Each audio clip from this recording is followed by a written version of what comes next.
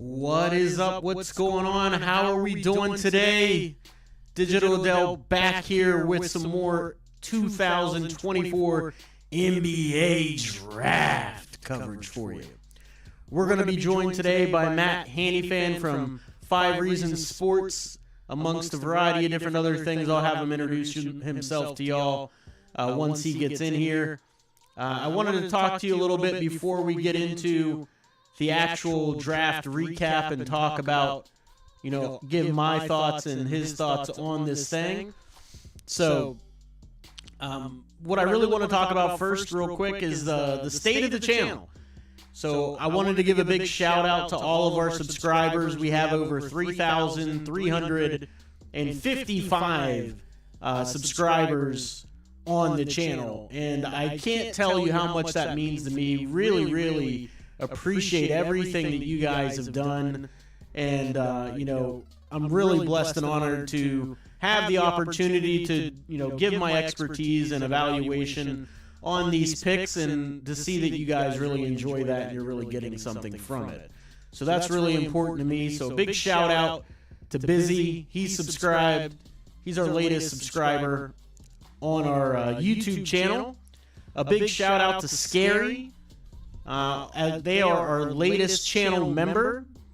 What that means to become a channel member, you get access to all of my video content early.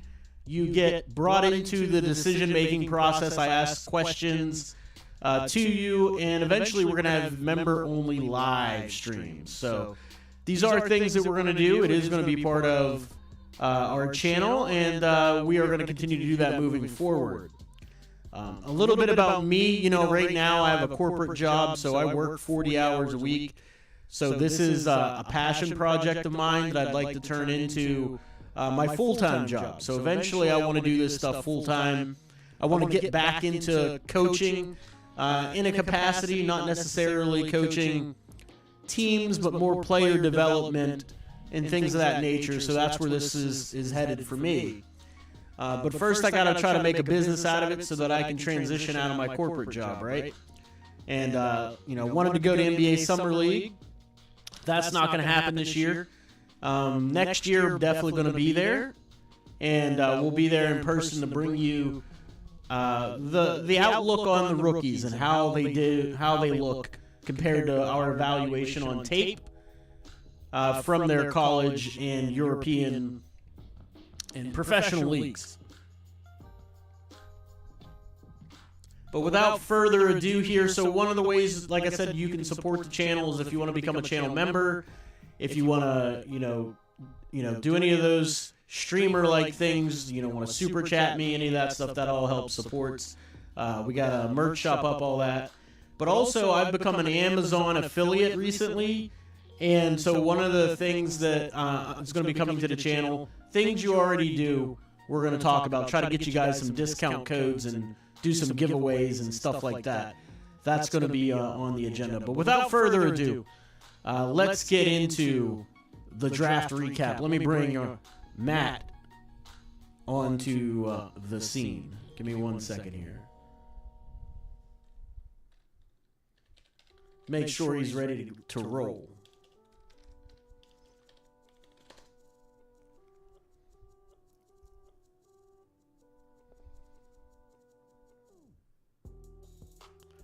Cuckoo, let's do it.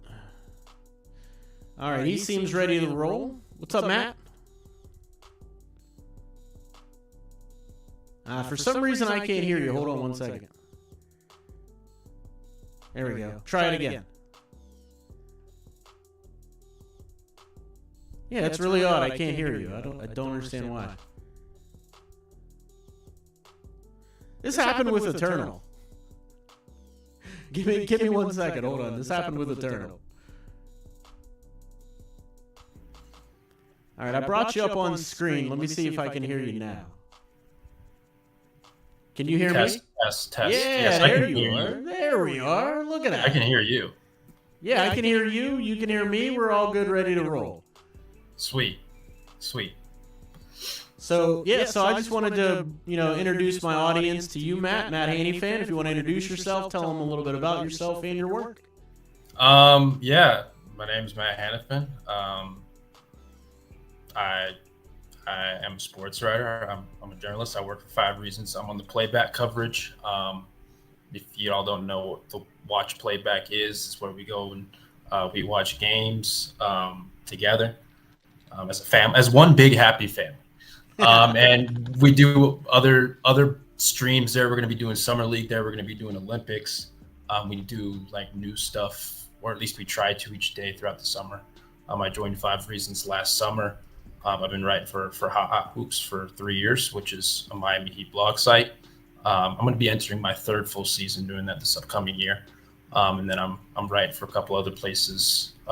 Vendetta Sports Media. It's a smaller place, in the Mountain West Connection. I'm all over the place doing a lot of different things. But yeah, man, this is thank you for having me on. I'm excited to talk some NBA draft. I mean, I'm in the part of the NBA draft where I'm still trying to compartmentalize who picked who and who traded who for what, because they don't announce these trades until July 6th when the moratorium period is officially over. So I'm still trying to figure it out. Like, all right, who went pick 47? They traded who with who, and yeah, I'm still trying to figure that stuff out. But yeah. No, I agree with you. It's a lot, and the fact that they, make trades prior and then they don't happen until like a player has already been picked, and then you got to go back and figure out where he's been traded to, and he's got to put a new hat on, and all the weird stuff that the NBA does during the draft. I get that for sure. So, one of the things that I wanted to make it easy for you today, we're not even going to worry about evaluating the trades per se, but more of the actual players they picked and kind of talk about what it means to the team. Hey, what's up, Joel? Appreciate you coming over to support here on the YouTube channel. For those that don't know, there's a Discord with Five Reasons Sports, so if you're a Miami Heat fan, you can go there, and you can, certainly chop it up with all the Heat fans, and it's always going on. Eventually, there's going to be a national Discord here at Hoops Profile. I'm working on building that out, and I'm going to try to do some collaboration with Five Reasons Sports to funnel all of the Heat fans over to Five Reasons. But that's a project for another day and a bigger undertaking that it's eventually going to happen. But so yeah, Five Reasons Sports Discord for all the Miami Heat fans, and then the national Discord will be over on this side here. But cool, let's get right into it, man. So I just pulled up a Bleacher Report. I put it in the video description for anybody that wants to look at it on their own later. And they have a really nice, tidy grouping of, what players went where. They gave some grades, but I'm less concerned about their grades and more concerned about what we think, Matt. So the very first grouping is the Atlanta Hawks. We have Zachary Rizashea and Nikola Diricic at number 43. So that was the very first overall pick at number 43. Nikola Diricic was their second-round pick. How do you feel about that draft for the Atlanta Hawks? I talked about this with you during our playback. I'm going to probably plug the playback a lot. That's fine with me, man. It's a good partnership. But to me, it always felt weird that he was the consensus number one guy. Right. Even though that no one really had him number one on their big boards or like even close to number. Like people had him closer to the top 10 and the top 15 than they did number one. And so, I mean, we knew the intel leading up to the draft about Sarr not taking a workout with them and him being the top guy for Washington. There was smoke with Klingon.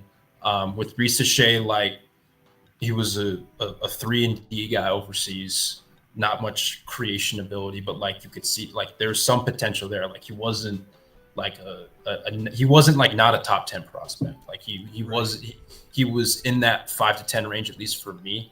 And so to me, it felt a little weird to me that he was the number one guy, even though like Atlanta has had disappointments with some of their wings. Like they traded AJ Griffin during the draft, who I liked coming out of college. And then obviously the DeAndre Hunter era hasn't gone as swimmingly as one thought it would. And so, like, if you're taking this bet for a 3-and-D guy with potential, like he was a really good team defender.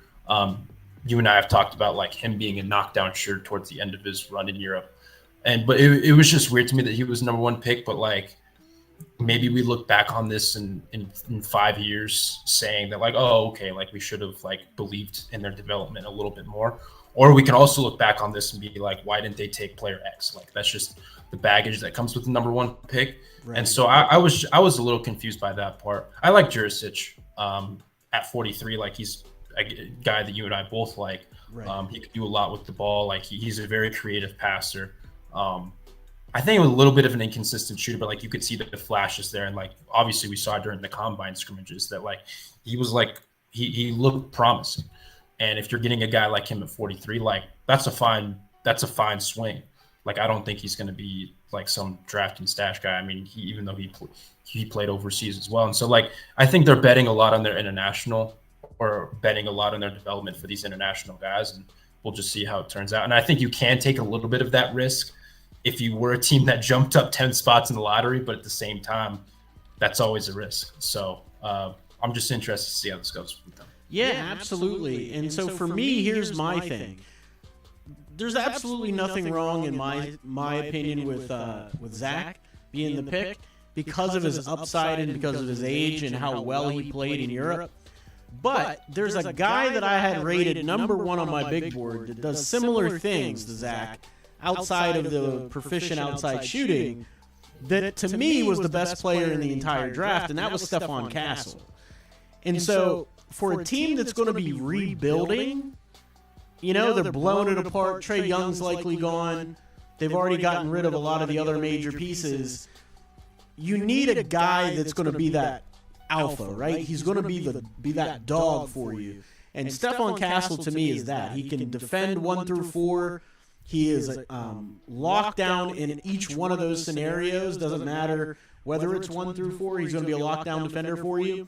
He's going to facilitate. He's going to get to the rim. He's going to draw fouls. He is built for the NBA game, and he's a lot more powerful of a player than, you know, Risa Shea. Nikola Jurisic, I like him a lot. That could be a really big upside swing a couple of years from now. It's not going to help you immediately. But he's such a fluid mover offensively, and being 6'8", his ability to shoot on the move and to be able to spot up and then finish in transition, I just think that he's a steal at number 43. He was much higher on my big board. So I like this draft in theory for the Atlanta Hawks. I just think they may have passed up potentially the best player in the entire draft, taking Risa Shea over Steph Castle. I mean, I thought the smoke for Klingon was legit, only because they. I mean, I think Capella's entering the last year of his contract. You still have Onyeka Okongwu there, but I was a little bit surprised that they didn't go that route. And obviously, we'll get into him in a little bit later. But like, he fell to 7. But I thought the smoke for that was like real because he's the. I mean, him and Castle were the 2 guys at the top of the board who were like, okay, what do I know I'm going to get something from both of those guys. Right. And I think that maybe just be like them playing in the United States and us watching that incredible Connecticut run for 2 years, or at least in Castle's case, him playing there for just 1 year, versus us not getting a great look at the international guys until we look at the pre-draft tape. So maybe there may be a little bit of bias there. But I do think like Risa Shea does have the upside, but there's a lot of baggage that comes with the number 1 pick. And so that's my biggest, like, okay, I wonder, I'm really interested to see how this works out. And I'm really interested to see how he fits from day 1, because being the number 1 pick is different than being the number 3 pick. It's different than being the number 6 pick. It's the number 1 pick. You got to get that pick right. You're absolutely right. And he has to be more than a role player if he's the number 1 overall pick. You're 100% right on that. And speaking of role players, you know, I know for the Miami Heat audience out there, you really are going to cringe whenever you see the Boston Celtics draft, them taking Baylor Shireman at number 30 and Anton Watson at number 54, someone that I didn't even get to scout during the collegiate season. So I really am just as lost as you are. at them picking him at number 54. I think Baylor Shireman's a home run for them at number 30. I mean, for the fact that he doesn't have to be a main guy, he can just come in and contribute with that elite shooting he has, movement shooting and rebounding. Ooh. I sound like I'm the Wizard of Oz? Really? Yeah, to me, you don't sound like that, but that is really bizarre. I mean, I just turned on like playback monitoring. I don't hear that either. That's really strange. The Wizard of Oz. Let's ask the chat. Like I'm in a cave. What, Ryan? That's never a good sign. Are you sure? My microphone's pretty high quality. I don't think I've ever heard that before. To me, you sound fine. How does Adel sound? We're going to put it on the poll. In a cave. Just fine. All right, so we put it on the poll just to get some clarity about my mic audio. Apparently, you know, I am the Wiz. I was the man behind the curtain. But, yeah, so Baylor's back to Baylor Shireman. Well, the chat updates me. Oh. Okay, there's only one vote. That was Ryan in a cave so far. I was your second vote. There we go, 50-50. I like it. What was I going to say here? Baylor Shireman. Yeah, back to Baylor Shireman. I just think he's in a perfect situation for the Boston Celtics. I think that he is, you know, a guy that's going to give them shooting, movement shooting. He's going to give them rebounding. He's not a great defender, but he's not going to be a total liability. And, you know, Anton Watson, I know nothing about, so flip a coin. I think I talked about this in our off the floor Discord like a couple days before the draft. I was preemptively upset about Baylor Shireman going to the Celtics. Sorry. And I blame myself for putting that into existence. Brad Stevens did talk about before the draft that it's going to be really hard to crack that rotation for any rookie that steps in there. But like he's one of the few guys at 30 that I think actually can crack the rotation. Whether they go 8 deep, 9 deep, whatever they decide to do. I mean, he's a lights out 3-point shooter. He can get on a heater in a hurry. And he may not be a great defender like positionally, but he's going to be flanked by plenty of good defenders: Derek White, Drew Holiday, right. Jaylen Brown, Jason Tatum, Chris Stopps, who's good around the rim. Like he's going to be flanked by plenty of good guys. So I don't think he needs to be a great defender right away. But he's a phenomenal rebounder. Like what I mean by phenomenal rebounder, like he was atop the Summit, or at least toward the top of the Summit when he was at South Dakota State rebounding percentage. Same in the Big East when he was at Creighton. Like, and he's 6'5", 6'6". Like he's an exceptional rebounder. And like, you go to one of the best rebounding teams in the league, and you just bolster that strength a little bit. In addition to what they do, like he just jacks his threes, and that's practically what Boston does. It's the Missoula ball, where they just shoot three. They just shoot threes constantly, and that's something that he fits perfectly into. And he's just he's a heady player. Like I think he's a perfect fit for them at 30, and I could definitely see him making impact. Anton Watson, like I'm not super familiar with him like you, but I do think he's probably going to be a guy that they just develop in Maine a little bit, and so I don't think there's any pressure for him right away to be on the roster or to produce. He's probably going to be a two-way guy that they stash in Maine for a year and then go on from there. Kind of like what they did with Jordan Walsh. Right. No, and based on what's here written at Bleacher Report, you know, he's a 3-point shooter as a forward. You know, he shot 41% at Gonzaga. Matter of fact, I think I do know who he is. I did see him play.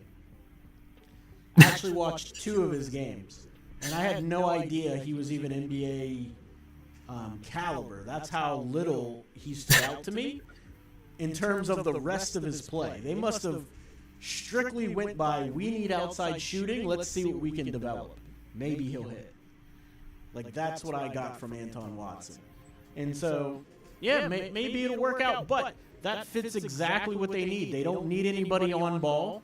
They don't need anybody to take up usage. They just need people to round out their team. Really quick here, so the Nets didn't do anything, so we're going to skip them because they traded away all their picks. The Charlotte Hornets, we're going to move on to them. They picked Tyson Salawan at number 6. And one of my favorite point guards in the entire draft, KJ Simpson, at number 42. And one thing that is becoming really clear to me, there's going to be a lot of point guards that were drafted in the second round or undrafted that I think are going to stick in the league for a long time as backups and role players. And I think it's going to really dispel the narrative that this was a really poor draft. I think the top-end talent may not be as good as most drafts, but I think there are some really nice role players, and specifically the point guards are really nice. Now, speaking to Salawan, he's one of my favorite players. I had him high on my big board. He wasn't quite number 6. There are other players I would have taken over Salawan, but he has just an amazing motor. His motor never quits. Long wingspan. He can hit the 3. He's 21 years old. Not 21 years old. He's younger than that, right? He's like 20 years old. Maybe 19 even. Salawan, I thought I saw somewhere that he's not going to turn 19 until like the Olympics. Yeah, like he's super young. That's right. So he's 19. Yeah, he's 19. Yeah. I mean, I could be wrong. I can double check that. Nah, he's somewhere around there. I knew he was super young. And he can finish in the lane. His problem is he can't handle the ball at all. Yeah. And his defense, on-ball defense, isn't great. I mean, I think I wouldn't have him at 6, but just within that Hornets core of Brandon Miller, LaMelo Ball, like he's not the worst upside swing in the world. No. Outside the top 5, and so I don't hate it necessarily. I'm kind of with you there. Yeah, no doubt. I think he fits with that Hornets group. I mean, I think he could actually play alongside Brandon Miller. I think he could actually fit alongside him. You know, Brandon Miller playing the wing, Salawan playing one of the forward spots. And I like the pickup of KJ Simpson. KJ Simpson's a dog of a defender. He can shoot threes. He can run the show. He'll rebound for you. He'll facilitate. He's only 21. He's not super old. And I think he's just a really tough player that's not going to back down from anyone. So I'm really interested to see how he plays in Summer League alongside his teammates and how he fits in with that rotation in Charlotte. Because let's be honest, they're not contending at any time in the future. So, are you sure? No, I'm just kidding. Am I sure? Let me think about that. Yeah, I'm sure. They're not contending. No, I mean I do love Simpson as well. He was the guy that I like. If he fell to Miami at that range, I probably would have taken him. And he was just a pick beforehand. I mean, he or at least he would be one of the guys that I was considering. They didn't have a great backup point guard. Like Trey Mann's fine, Micic is fine, but I think KJ could be like a legit dude. Like he averaged 19 and 6, 20 and 6 his last year. He's not the biggest guy in the world, but he's got a very quick, very fluid release. He's got good lift on his jumper. He's a very good floor general. Like something that I've talked to you about multiple times is when you watched him at the draft combine, like he didn't light up the scoreboard in terms of like assist numbers or anything like that, but you could tell he controlled the game. Like he was that floor general, at least from what I saw. And he's playing with guys who he's never played with in his life in terms of like playing on an NBA court, playing on an NBA size court together rather. And he just commanded the offense. He commanded the floor and he played within the flow of the game. And I always liked that. You're more of the point guard enthusiast than I am. But that's just those are just traits that I like from the point guard. And he was a guy who throughout last year and then obviously in the combine scrimmages, like routinely did that. And that's something that I just liked from him out of his game. I think that can translate to the NBA level behind LaMelo Ball in this context where, again, It's not very good for Charlotte. It just Right. isn't. But I think he can be like a rotation level player with this organization at the NBA level, I believe. Yeah, no, I agree with you. 1,000%. I think that he can be a good rotation player for a very long time, and I think he's going to be a part of those role playing point guards that are going to be able to stick in this league. I think this class is full of them. And the Chicago Bulls are next. We have Matas Buzelis. He was their pick at number 11. This was the spot that almost everybody, including myself, thought Devin Carter was going to be their pick. The draft didn't quite unfold that way, and they got Matas instead. And I think he is, really athletic player, super bouncy player. But man, you talk about a team that doesn't have a direction. The Chicago Bulls don't know if they're coming or going because, Levine's gone, DeRozan's going to be gone. Is Matas the guy that you build around to reset your franchise? I don't think so. I mean, he shows he has a good stroke in terms of form. His percentages were terrible in the G League. He didn't really get to the basket. He can't really dribble. Doesn't really defend well. That's just a reach to me. I know it was number 11, but I just don't like the makeup of his game that he's put on the court for a full year in the G League. I didn't either. And again, like the athleticism is there, but oh man, it feels weird to me that they took him at 11 and then immediately decided to re-sign Patrick Williams for $90 million. Yeah, it's so just bizarre. I'm trying to figure out like, okay, what exactly are we doing? Like, okay, again, we now know at this point DeRozan's not going to be there. We don't know if Levine's going to be there.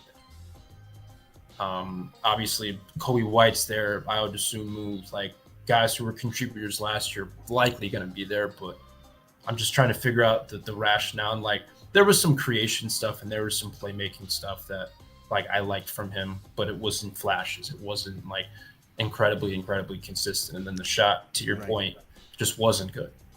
And I don't know if that's him. Is that good? Huh? 22%. Is that good? No.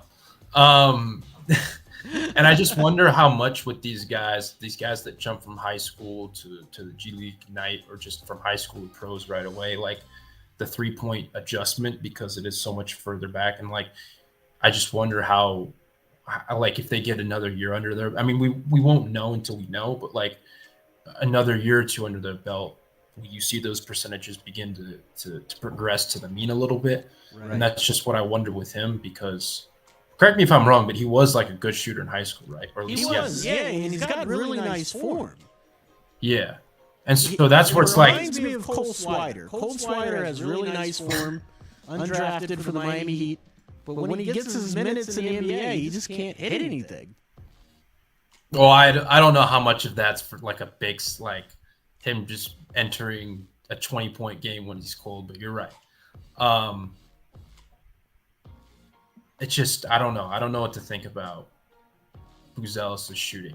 At least I'm not high on it right now, but I think he can. Maybe. Like, I'm not going to like, it's like I'm kind of plugging my nose and kind of looking away with one eye open. Right. About that. I don't know. But I do like the athleticism. I do think he could be a capable defensive player. He's going to need to pack on weight.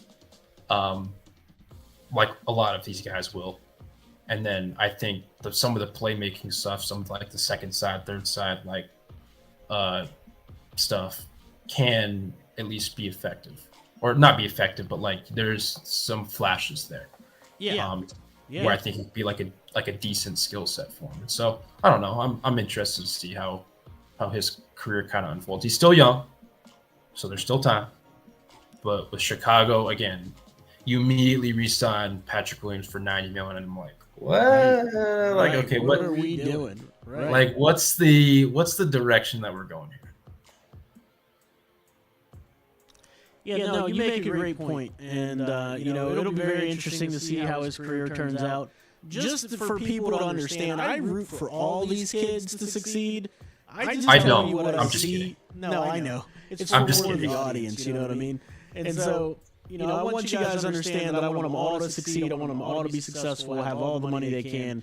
But I'm going to give you the real and honest opinion of what I have, and Matt's going to do the same, and hopefully they prove us wrong. Jalen Tyson at number 20 for the Cleveland Cavaliers is a very interesting fit because Donovan Mitchell obviously just re-signed with the mega money he got, plus all the other wings they have, unless they've escaped in free agency, which I haven't completely memorized. But they had a lot of wings too. They had LeVert. They had, they had a very, long team in general. It'll be very interesting to see if he can crack the rotation in year one. I mean, he's a knockdown shooter. He's got supreme confidence in himself. He can create in the PNRs, can handle, can score in the post a little bit. Doesn't really play great defense, but can get in the passing lanes. I mean, at number 20, that is not a bad pick at all. Yeah, no, I mean, I like Tyson throughout the pre-draft process. I think with Cleveland is like 2 years ago, they were such a bad shooting team, or at least they were in the playoffs. They improved that last year by getting Max Strus. They got Georges Niang. But I still think they lacked wing depth, at least especially like in that front court. Tyson doesn't exactly fit that. He's going to be like a 2-ish, 3. He's kind of a tweener in that way, kind of like Strus is, kind of, but sort of not like LeVert is. But they don't have a whole lot else behind them. Like Sam Merrill, obviously, there was a pocket of games last year where he was one of the best shooters on the planet. I mean, obviously, I think that was around when Garland and Mobley were out, and he was lighting the nylon on fire. Craig Porter Jr. showed flashes last year as a rookie. Ty Jerome's like he's kind of been a journeyman throughout the early start of his NBA career, and so like I still think they needed like solid wing depth at that 2 and 3 spot behind LeVert, alongside, or at least alongside LeVert, not behind him, alongside LeVert, alongside Strus. And I think Tyson can absolutely provide that. Defensively, I'm curious. Like there were times where I looked at him on film and like he had good reps, and I just wonder how much of that was due to usage, like him being a really high usage guard at Cal, and really just throughout the last couple of his collegiate seasons. Like how much of his defensive, or at least like the lack of defensive acumen, or at least like the defensive lapses, how much of that was due to him being such a high usage player. And so I'm curious about that a little bit, and maybe he locks in a little bit more with Kenny Atkinson in Cleveland. But I still think this is a good ad. I still think it addresses a need, and it just gives them good depth options to have. I mean, you could have. I don't remember. I don't have the list in front of me of names that were available. I mean, they could have addressed their front court a little bit behind Mobley and Allen, but they decided not to with this pick. And I think they got a guy who I think can't contribute right away.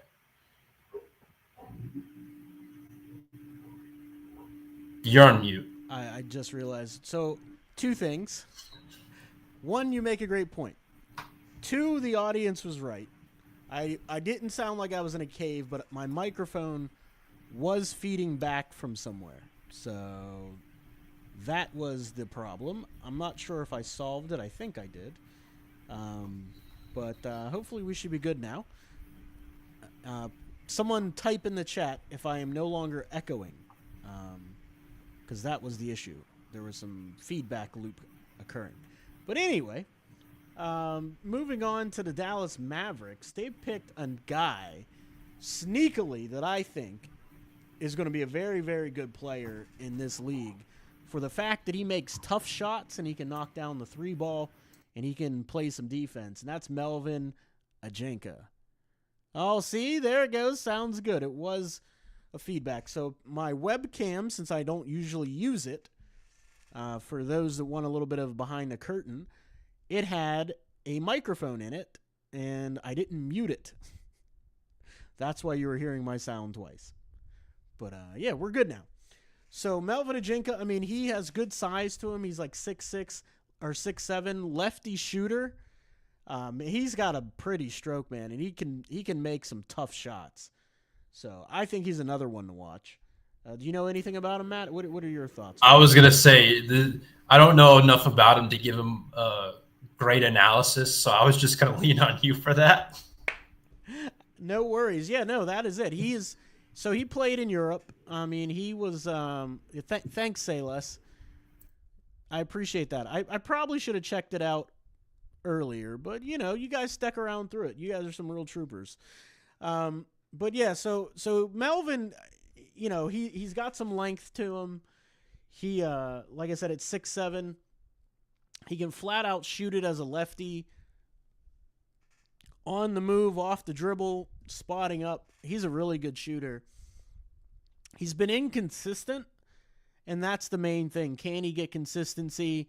Can he play within the offense and not come in just thinking he's going to jack shots? Because I'm going to tell you right now, if he comes into Dallas thinking he's going to jack a bunch of shots, he's not going to see the floor, because with Kyrie and Luka, he's got to be the guy to just, when his number is called, be ready. You know what I mean? That type of guy.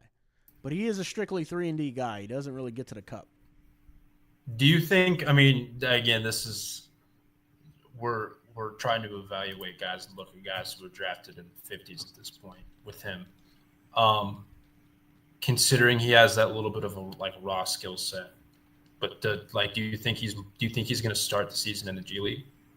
With the Absolutely. I think he starts the first half of the season in the G League, and then they might bring him up. You know how the Heat do it, where he'll be in the G League, and then for I don't know, say they have a 3-game home stretch or something, they'll bring him back up.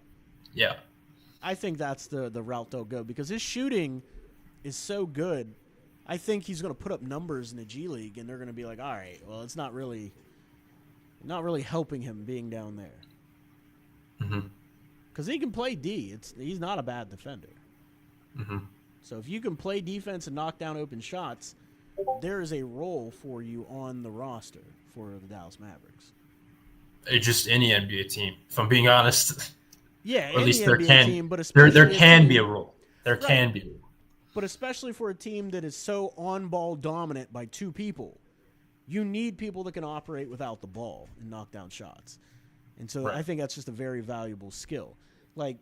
Not to bring everything to the Miami Heat because this is a national show, Melvin doesn't really help the Heat because he doesn't create. So you know what I mean? The Heat need people that can create on their own and create for others more than just spot up. Even though it would be nice, you can use that on any team. I agree with you.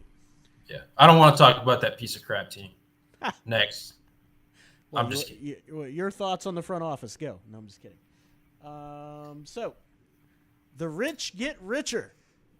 The Denver Nuggets, they select DeRon Holmes at number 22 overall. And I think he fits perfectly in Denver. His ability to stretch the floor and shoot, his ability to have a little bit of switchability on defense, his maturity, I think he can help them right away. No, I'm completely with you. And it felt like for the last, 3-4 weeks of the pre-draft process, he was linked to Denver, I think, the most. And I think there was remember that rumored promise that he was going to be a first-round pick, and I think Denver probably was that team to be that, and they traded up 6 spots to get him. But I'm completely with you. I think today in the NBA, we're transitioning more into a 5-out culture, or at least we will be. We just saw the Boston Celtics perfect that, and I think the NBA, to some extent, is a copycat league. And if you're a team like Denver, they didn't have a whole lot of help behind them, or at least behind Nikola Jokic, arguably the best player on the planet. DeAndre Jordan at the final stages of his career. 2 years ago was Thomas Bryant for a cup of coffee. There hasn't been much help behind him. Jeff Green was their small ball 5 during their finals run. And so, you get a guy like DeRon Holmes, who's 6'10", 6'11". Again, he's a little stiff in the hips, but he can do a lot of things for you offensively and defensively. He doesn't really he did a good job defending without fouling when he was at Dayton. He does an amazing job. Uncanny ability to defend Yeah, without fouling. especially when you look at like his rim protection, like he's averaging 2 blocks a game. Yep. And he's doing it never getting in foul trouble, or at least rarely getting in foul trouble. I mean, he can space the floor a little bit. Trouble. He averages Right. 2 fouls a game. Right. And he was a guy that he improved his shooting every single season of his career. Yep. It was the A10, which isn't the best conference, but it's also not the worst conference in the world. Right. And he did a good job. Like when teams would switch on to him, he would do a good job of attacking those mismatches and opening himself up. Like he's got good hands on him. I think he improved as a playmaker and his processing throughout, especially in his final season. Like when teams were doubling him as much as they were, he did a good job of making reads out of that. And again, not everything was perfect, but you could see that there was some development and progression there in his game. And I don't know, he's just a guy that I like a lot. And for a team that needs someone behind Joker who can play right away and can kind of fit that 5-out-ish culture, I think he's a perfect fit for that. You're right, absolutely. And when we're talking about the 5-out culture, he doesn't necessarily have to be a guy that can put the ball on the floor like Joker and facilitate like Joker, because he's not that guy. And as you mentioned, he is very stiff-hipped. He can move his feet. No. He's actually very stiff-hipped. But when he's moving in a straight line, he's quick enough laterally to stay with people, even on switches. It's just when he's got to change directions and then flip his hips, like you say, there's an issue. But that outside shooting that he's improved every year, I think he can be a contributor right away. I don't foresee him having to see really any time in the G League. I think he comes right in right away, fits a role. How do you think they play him defensively? Like, do you think he's going to be a guy that they just deploy and drop? Do you think that he's going to be the guy that plays? I was going to say, like, do you think he's a guy that can play closer to the level of the screen and not like necessarily like a deep drop? Do you think he's a guy that can maybe switch onto some wings? Like he is thin. And again, I say that a lot of these guys, they're going to bulk up in the NBA. They're thin play. Like these guys, there's the strength and conditioning in college and in international is just not the same in the NBA. And so they're going to bulk up. The amount of time to do it. Yeah. Like, and so like he is a little bit thin. But he is like, there is some strength to him. Like, where do you see his defensive role? Because I think that's my biggest question. Like, is he going to be guarding 4s? Is he going to be guarding 5s? Like, where do you at least see him at? He's going to guard 4 and 5s. He's going to play drop. He can play near the level. He can't switch year one. I don't think he's athletic enough, and I don't think he can flip his hips well enough to switch fully year one. There's potential for him learning to do that, learning to use his size and length and angles and learn the defensive rotations and sets, where your leverage is, where your help is. Once he starts getting all that down and the speed of the game starts slowing down, maybe then you can switch him a little bit. Hard hedges at the most, playing at the level a little bit, but mainly a drop guy. Like he's not going to be a wing defender. Yeah, I'm just interested to see how they do it with because he's going to be, he's going to be sharing a front court with Aaron Gordon, who's a really good defender. Michael Porter Jr., even though he's not a good defender, he's got a lot of length to him. Peyton Watson, who showed plenty of flashes last year defensively all around the floor. Like he's going to be with some guys who have a lot of length, who have a lot of defensive versatility, at least in Gordon and in especially Watson's case. And then obviously there's Christian Brown, there's Julian Strother, who I think will have a bigger role this year. Like they have some guys there. And so I just wonder, like, Joker's not the perfect defender. And Holmes isn't the perfect defender either, but he's better than DeAndre Jordan. And so, like, I think you can still live with that, whatever he can give you regardless. But I was just interested to pick your brain about, like, where's he at defensively now versus where he can be in 3 to 4 years. So what you do with a guy like that when you have all those good defenders, like Aaron Gordon is going to switch everything. Yeah. All the other guys, they're going to switch everything. And he's just going to play drop. Unless there's like a really knockdown 3-point shooter, you know what I mean? There's no reason to switch that. because those guys can go under or go fight over because they're that good at defense. So they can make that work with him playing at the level and then dropping. But it'll be very interesting to see how that works out. Next on the board, we have the Detroit Pistons. At number 5, Ronald Holland. I mean, that was really in the top 10 is where he was projected all year. In the beginning of the year, I mean, he was the number 1 pick, the very, very beginning of the year. And so him being taken at number 5 isn't a shock. Bobby Klintman at number 37 is a great value pick.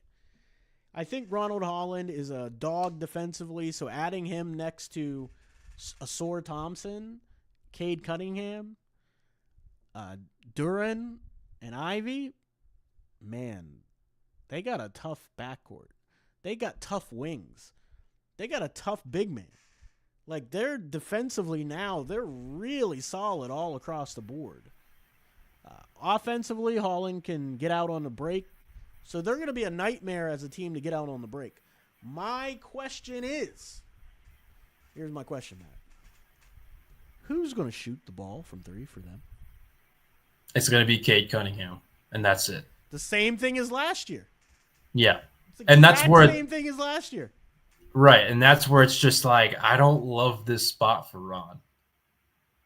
I would have liked him more in a context like Charlotte, for example, where they need they need everything that they can get defensively, but he could also be a guy that can bend defenses for to open things up for LaMelo Ball and Brandon Miller and stuff like that. I don't know. I have a hard time with this because the spacing is going to be hell. And like Bobby Klintman, he was a guy. I mean, I'm still not super familiar with Bobby Klintman, but he could shoot the ball a little bit. He's skilled. He's not super duper athletic, but he's a good flyer. Early in the second round, I think. But with Ron, they're athletic as hell, and that in and of itself is fun. But I just don't know about the shooting. That's my point. I don't. Point. How do you? I don't know. Tobias Harris. I mean, is he going to be the guy to knock down shots now because he's there for $52 million over 2 years? Have you ever seen Tobias Harris and Tyler Hero in the same room? They're the same guy. That's where I'm just oh man, I don't know. At least for Ron specifically, and how this fit. Here's the thing about Bobby Klintman too. I don't know. He disappears for very long stretches of games, and then he'll get streaky and get hot. But for I'd say about 75% of the game, you don't even know he's there. That's my analysis in a nutshell on Bobby Klintman. Yeah. I don't know. I have questions. Questions that need to be answered. And maybe there's a consolidation move. Monty Williams is going to be different than JB Bickerstaff, but he seemed like he was the biggest Ivy fan last year. Right. And so maybe there's a consolidation move there that I don't know about. I don't know. I need questions or at least I have questions that need to be answered. No, absolutely. And, that brings me to the Golden State Warriors. They only had 1 pick in this draft, number 52, and that is Quentin I Like Toast Post. He's a 3-point shooting big man. It's literally all the analysis you need to know. I mean, he's really old. He's really old, man. A 26-year-old rookie. He's 26. Is he the future Kevon Looney replacement? Is that what I'm getting at here? Or one of them? He's 26.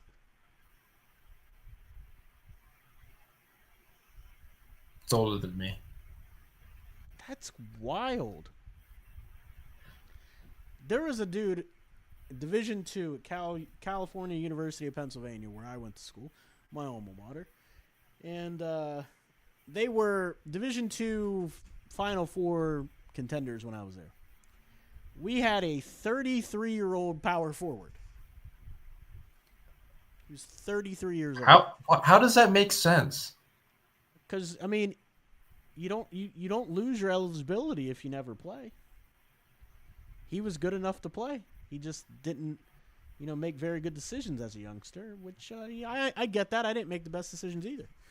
So. No, I mean, I guess my question's like, did he graduate high school like in his mid-20s? Like what? I don't know. I couldn't give you his whole background, my friend. I was gonna say, like, I don't know how that works. Let me tell you about my. You just take 5 years off basketball, and you're just like, nah, man, I'm actually gonna play a D2 ball. Listen, let me tell you about my journey. So, my high school coach and I didn't get along for certain reasons. I had a big afro. Whatever. His words to me were, I don't play that jive buddy stuff. You need to cut your hair or you can't play on my team. So I quit the team. Long story short, I didn't get scouted because I wasn't playing on my high school team. I played CYO ball for my last 2 years. So I walked on. I took a year off to save money because I'm antisocial and I didn't want to live on campus to get my own apartment. And so I played as a freshman whenever I took a year off at 19. I got hurt. Oh, that was also why I took a year off. That summer I got hurt. And so I didn't rehab properly, but I wanted to play. So I halfway through the season, I re-aggravated my injury and injured my both groins, playing Division III ball as a walk-on. So I took another year off. And I started working and still training, of course. By this time, I'm like 20, 21. My next opportunity to play was the walk-on Division II at Cal U. I was in, so at 20, do you see how quickly that goes by? Yeah. So I was 22, walked on at Cal U in the summer, and was talking with Coach Brown, running with the guys, had a good rapport with the guys, had a good showing. But then the Steelers called for an internship. And I thought to myself, I've made a lot of bad decisions. Maybe I will take this internship instead of pursuing my dream. And I took the internship and was an intern for the Steelers for the last couple of years of my college career. So it can happen quickly. Do you see what I mean? Like, it can happen. I was almost 21, 22 before I was going to walk on at Division II. So I just don't know how you get to 33 in college. Maybe he got in trouble. 33-year-old basketball player. So again. all right, so here's a plausible scenario. He had a baby, wanted to raise his family, got done raising his family, was like, you know what? I want to give this basketball thing a try, and he went back to school. Listen, man, that's it. That would be a beautiful story. It's beautiful. I don't know. We'll never know because I never asked him. So. Moving on. I put you on the spot there. Yeah, moving on. Golden State Warriors. That's right. The Houston Rockets selected Reed Shepherd. What happens to Jalen Green and Van Fleet that they gave $43 million to? And that backcourt. Because Reed Shepherd is one of the best point guards in this entire draft. And he shot 52% in college. 52% from three.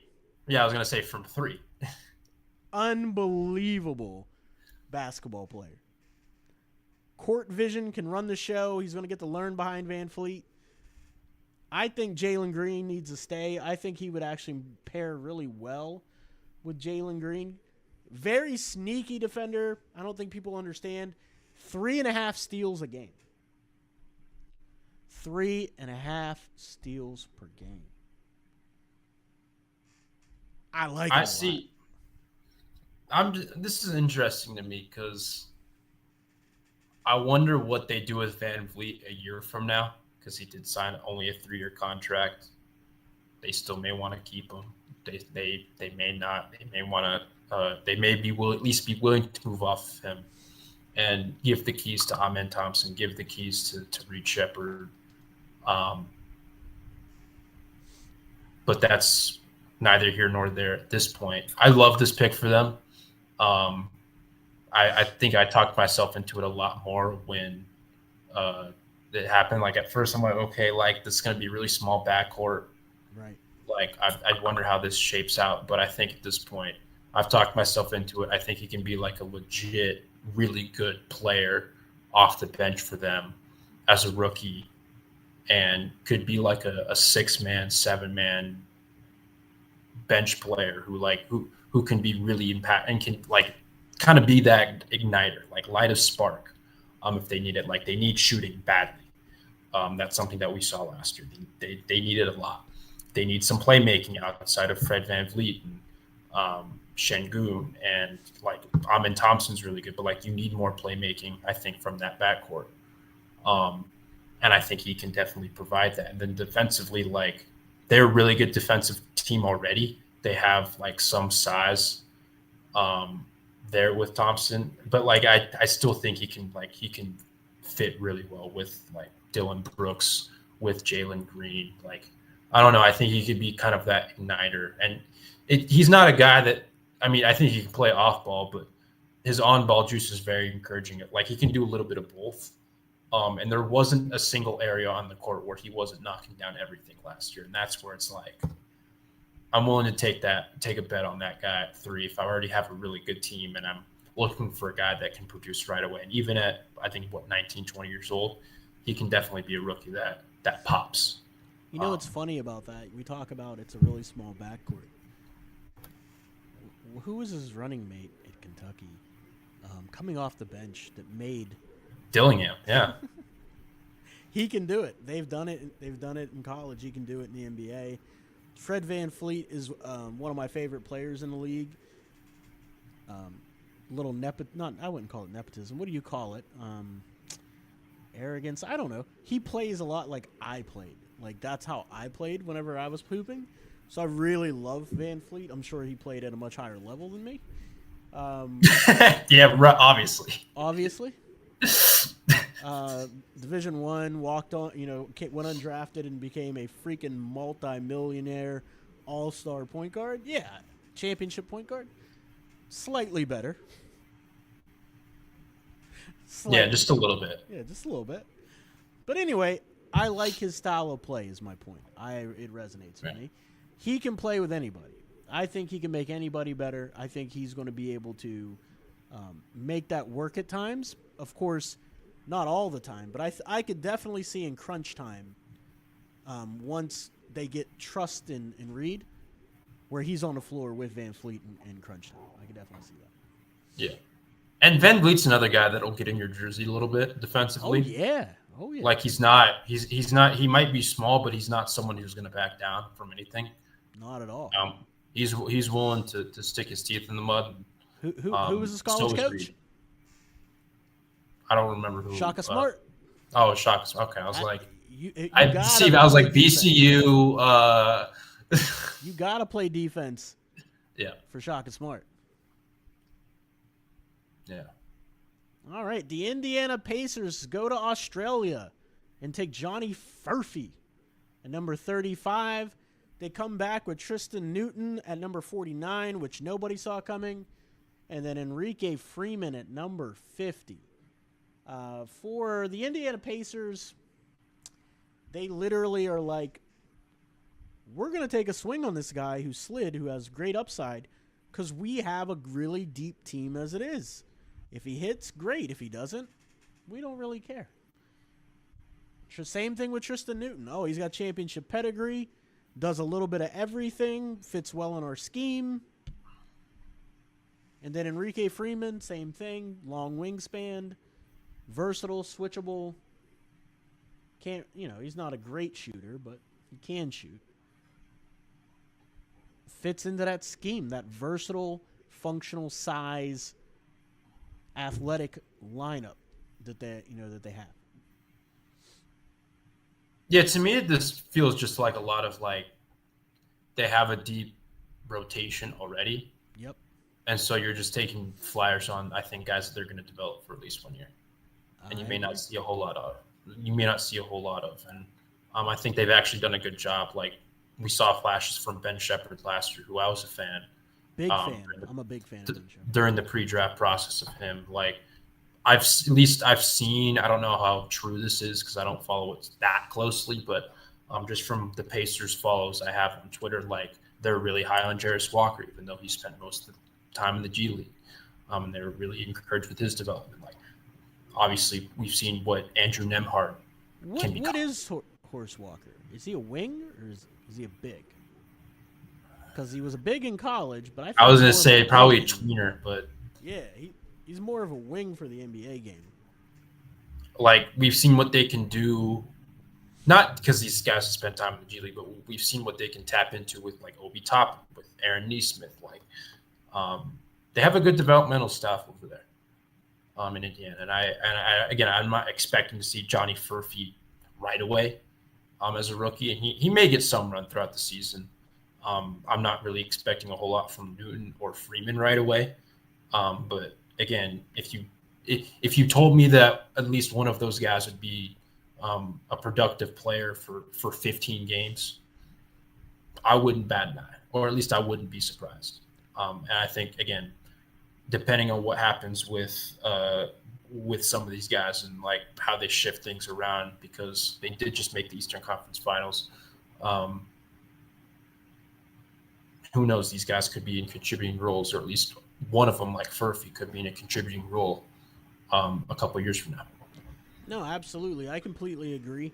One that I'm just like, Tristan Newton, he could either fit really well if he can do just a bit of everything well enough to stick, or he could just be out of the league completely in a couple of years. Where, like, bounces around G League to G League team to G League team to G League team. Seriously, that's how I feel about him. He was like a borderline undraftable player to me. He doesn't really do anything super well. He just does a little bit of everything, but nothing particularly, like, really well. Yeah. Let's see. The Clip Show. They picked Cam Christie, the brother of Max Christie. You're going to hear that every single time he's mentioned. 6'6", shooter, does really not much else. Is Max Christie good enough to where your brother always has to be labeled as Max Christie's brother? Or, like... He definitely is not. Anywho. It's a great question, but no, he definitely is. Yeah, Cam shot the hell out of the ball. I wasn't super high on him pre-draft, but, I mean, if you're getting him at 46, that's fine value. I'm not going to bat an eye one way or the other. He's still got to improve, like, physically, and he still has to improve his handle and all that stuff. But, like, he was a knockdown shooter last year, and again, to your point, like, that's his best trait. One of his few traits that he's really, really good at already. Exactly. And so, like, if you can tap into that a little bit more in the G League with your developmental staff, I guess we'll see. But it is interesting that, both brothers are now in LA.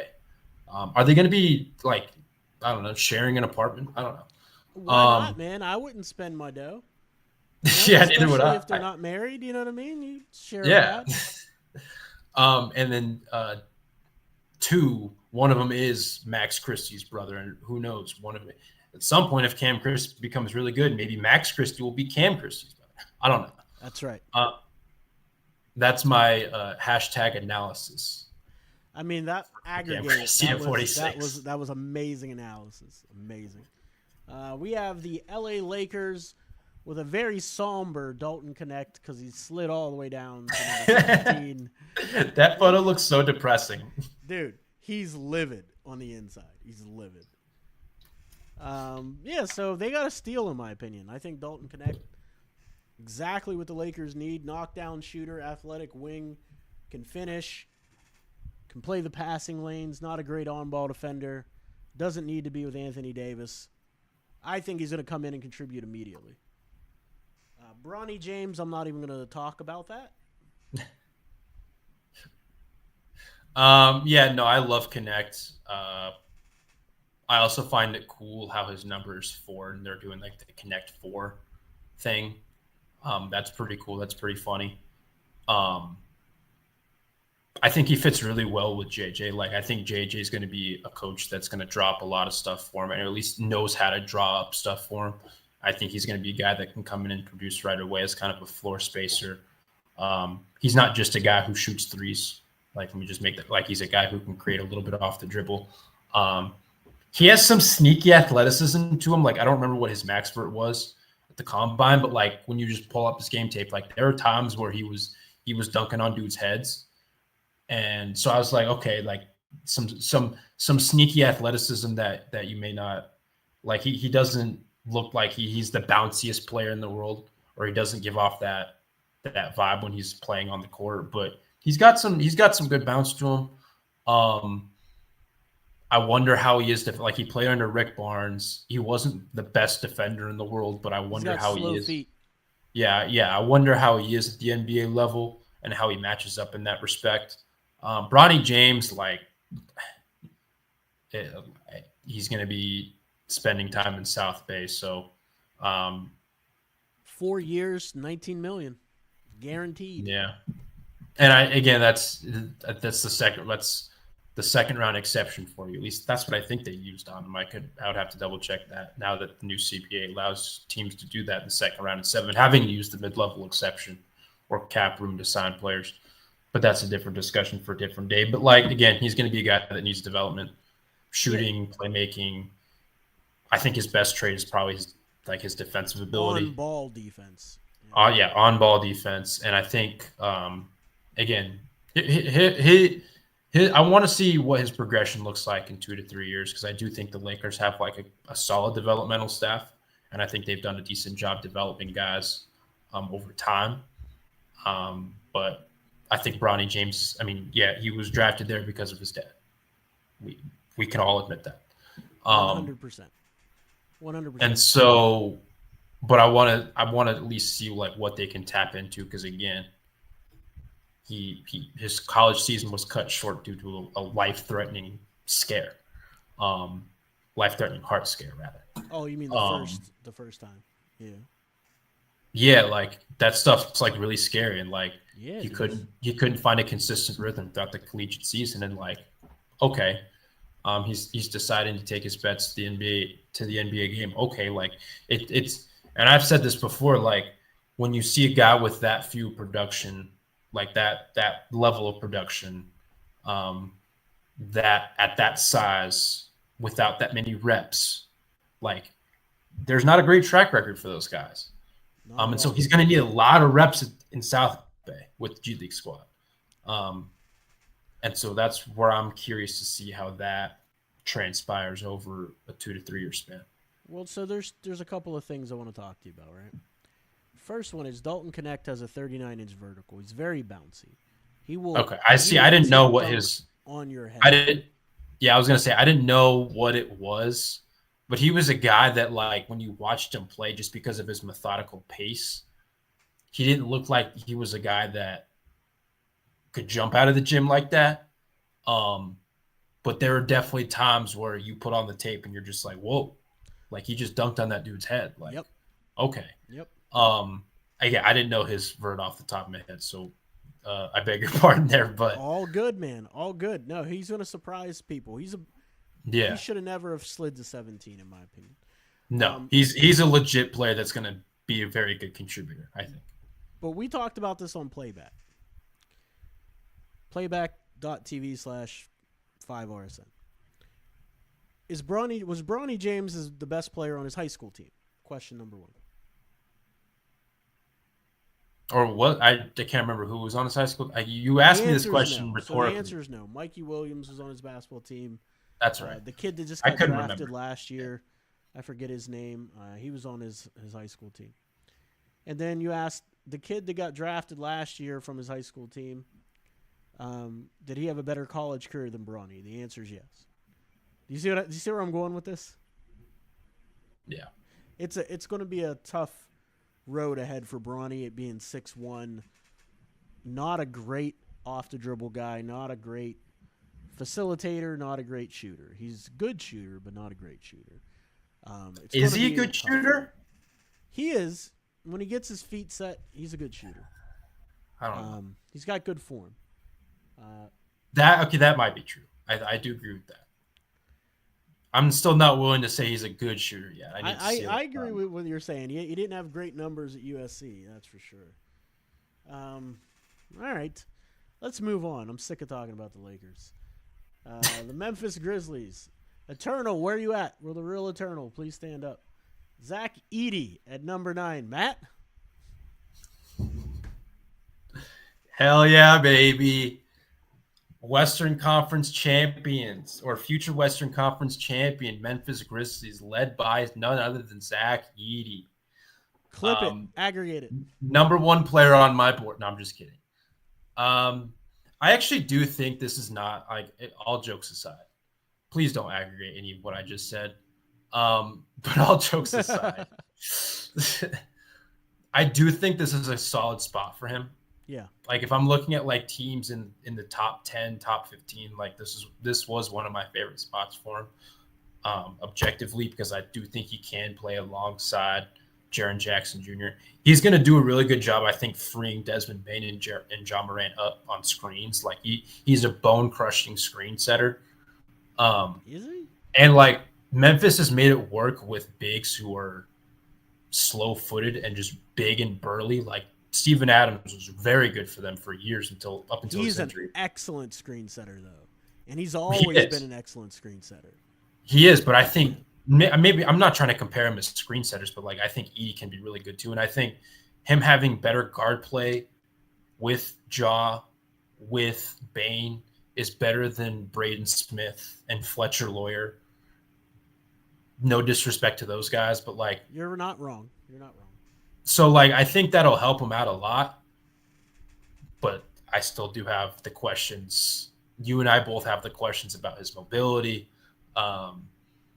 his versatility, defense, like offensively. Like, is he just going to be a guy taking hook shots over his left shoulder within 7-8 feet of the rim all the time, or is he going to have to diversify his shot profile just a little bit? Because that's going to be on team scouting reports, and like, yeah, you are 7'4", and you are bigger and stronger than most everyone, but you're going up against dudes who are bigger, who are stronger than the guys that you went up against in college. So I'm curious about that. But I think for, like, objectively speaking, I think for 15 minutes a night, 20 minutes a night, he's going to have a really high floor, and I think he'll be like a legitimate contributor. I don't know what it looks like beyond that. But I still think that, like, this is one of my favorite spots for him, because I think there's a lot of things that do actually work in his favor from who he's playing with, who he's playing alongside in the front court, and kind of that team context. I agree with you for the most part. This could, out of any landing spot, this is probably one of the best for him, because he's not going to have to be asked and tasked to do too much, because they're already a very good defensive team. My problem is you can't play anything other than drop defense and zone defense. They literally only have 2 options when he's on the floor. Everybody raving about how big he is, I want to caution you, as a shot blocker, Tyler Kolek routinely scored over him. Routinely whenever they matched up. And he's only 6 foot tall. That's a problem. It now helps when you're playing with a guy like Jaren Jackson Jr., who takes some weak side rim protection. It helps when you play with a guy like Zaire Williams, or a guy like Vance Williams. Like, there are guys that I think can help make up for that. But I'm with you that is like a cause for concern to some degree. And like, in reference to your drop, and like in them playing drop, like, that's kind of what they've done already. Like, that kind of fits into what they like. You are right. They're going to have to exclusively play that when he's on the floor, at least when he's in those actions. But that's kind of what they've done already. Like, they did that with Steven Adams for several years. Like, he was a guy that really exclusively, like, he could play a little higher up than Edey because he has better foot speed, but like, they played like medium to deep drop with him almost exclusively. And so that's not really a huge difference than what they've already been doing. Yeah, but the way the NBA is changing, though, everybody's getting, like you said, 5-out lineups where the bigs can shoot, it's going to be He very can't. hard for them to continue to do that. Yeah, he can't shoot. That's something that he's got to improve on over time. But I do think he'll be helped out by who he's playing with. Absolutely. And they bolstered their backcourt with Jalen Wells, knockdown three-point shooter, and Cam Spencer. Generally, another knockdown three-point shooter had a really horrible time at the Combine. I also question, is he athletic enough to stick in the league? Because he's really unathletic. Are you talking about Spencer? Cam Spencer, yeah, he's very unathletic. Jalen Wells is interesting. He also had a bad showing at the Combine. Can really shoot it, though, in college. He's got size and versatility. So they might have something in Wells, but I'm not really convinced that he's that great. Yeah. And, like, going back to, like, Spencer, like, he's got a competitive nature to his game that I like a lot. And so I think there is some give or take about him potentially sticking. I think he'll be – I don't know if he's going to be like a starter or anything like that. Like, I'm not projecting that on the 53rd pick. Right. In any draft, but I think he can be at some point a decent role player who will knock down shots. And then, Jalen Wells is also like a sniper, but I wonder how. You are right. His combine showing wasn't great. No, it really wasn't great, and you got to ask, like, what else can he do other than shoot? Like, is he going to bring you playmaking? Is he going to bring you great defense? That remains to be seen. Maybe he'll develop. Maybe he won't. We'll have to wait and find out. They're also a team that's a consolidation move away. For sure. Or like they got a lot of contributing players with Santi Aldama, with a bunch of the guys who contributed last year amid all the injuries. Like, this was one of the most injury-riddled teams in the league. So, like, again, guys like William, like, they all were contributors at some point in the season as dudes were dropping like flies. And so, but I do think they're a team to me that feels like a consolidation or two move away, or that at least one that I feel like needs to consolidate at some point. Potentially guys like Wells or maybe even Spencer, maybe not as rookies, but can impact a rotation at some point as rookies. Yeah, no, I completely agree.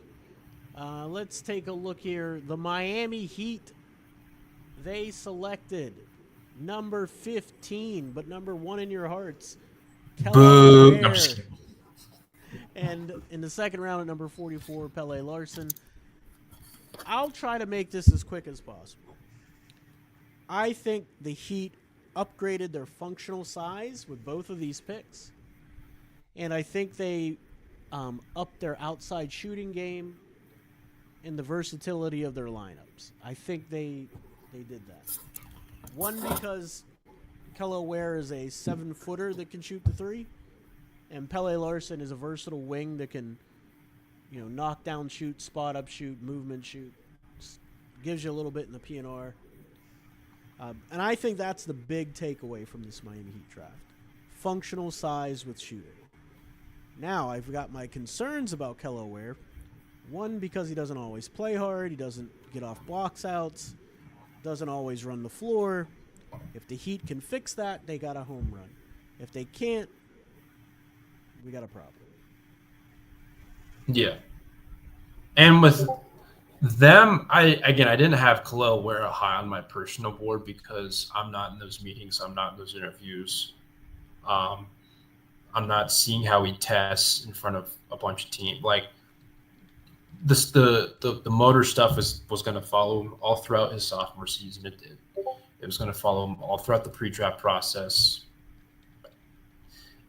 If there's a single team that can squeeze every bit of orange juice out of that orange, it's the Miami Heat. And so they're willing to take a calculated risk, a calculated bet that Kelly Ware, those issues are behind them, or at least they're mitigated. It's not going to affect him that much, And again, he's not going to be asked. He's not asked to be a guy. I mean, they're not drafting him to be a backup center permanently, but he's also not going to be starting day one. And so again, it's going to take time to develop him to get his body right. Like he's a guy that again needs to improve strength, his core strength, his lower body strength, and even some of his upper body strength, and then obviously develop him defensively in their system as more of like a guy who like better positionally, like he was a really good shot blocker, but a guy who's more aware of his surroundings, and then offensively, like they like the aspect of him, like spacing the floor. Like you want to see that more from him. You want to develop his skill set in that kind of way, developing his handle a little bit. Like they want to develop parts of his game, and they're going to do that. And when you're asking a team who, like when you're talking about this organization, they're as good as any team in the entire league at developing players. And so I can trust their development, and I can trust their belief in that.